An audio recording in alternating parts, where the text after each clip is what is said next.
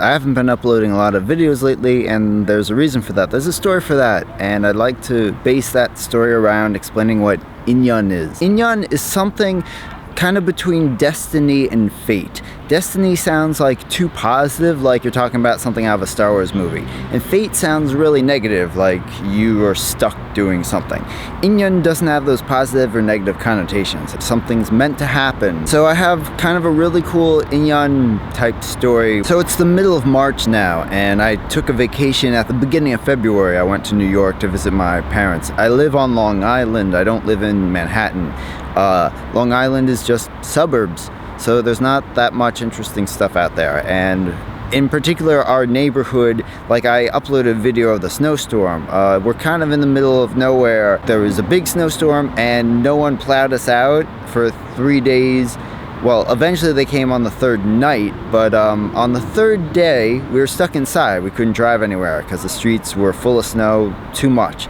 And I was sitting at lunch with my parents, like the three of us were stuck at home, and I said, we gotta get out of here. I'm gonna take a snow shovel and I'm gonna dig out the front of our house and see if we can go anywhere. So I was digging, making a path, and across the street, door opens and a woman peeks her head out, and she's like, "Oh, thanks for doing that." I didn't know who she was. I don't really know who like the neighbors are in the neighborhood because I haven't lived there in a while, and she didn't know who I was because I haven't been there. She was just like, "Oh, thanks for your work," and I'm like, "Yeah, no problem. Just got to get out of here." Eventually, the neighbor next door who had a snowblower, he saw me and he came out and he brought a snowblower.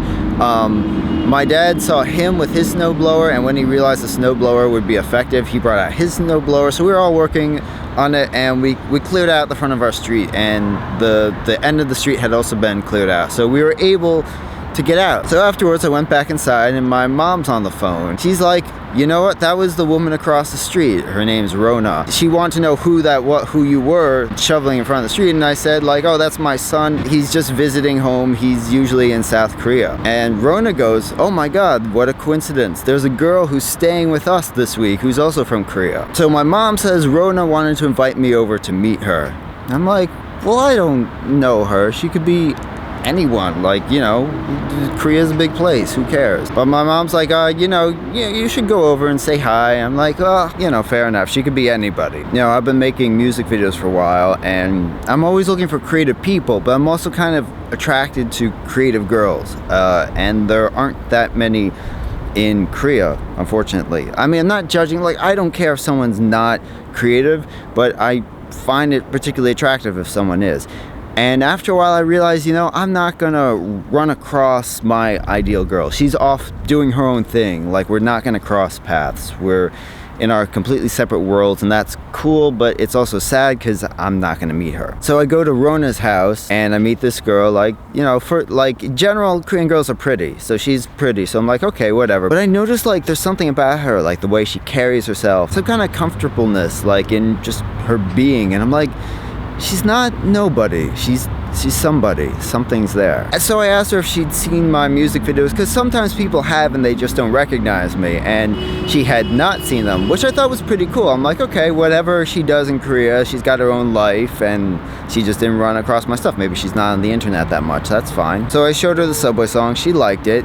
So I'm like, what do you do? What's your major? And she said, I majored in composition. And I thought okay, that's her. That's the girl I haven't been able to meet. I was like, I kind of have to go. We're going out to dinner, but how about this?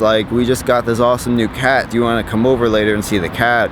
I'll call you when I get back. She's like, okay. So we go out to dinner. I'm like, I have to meet this girl again. I have to know who she is. There's something. We finish dinner. We go home. I call her. I go over to the place, take her over. We play with the cat. We play with the dog. Talk a while. She's something. I have to meet her when I go back to Korea. So we've been meeting, and so she told me her side of the story. She's like, did you see me watching you from the window? She's like, I didn't know who you were when you were digging, in the street, but I was watching you dig. After Rona said hi to you, she didn't know who you were, so she started calling all the houses in the neighborhood trying to find out who you were. She said oh, when you went out to dinner, I knew for certain you were gonna call me later. It's this weird coincidence that this girl that I have so so much in common with, that I would meet her literally across the street at my house, my hometown. Is just crazy. That's Inyeon. Just like kind of weird coincidences like that, as if like the universe is kind of pushing people around and putting them in certain situations like that. So that's what I've been up to. That's Inyeon. I plan to really get back and focus on videos and composing, and got a lot of different songs going. Don't know which one I'm going to focus on first, but stuff's gonna happen.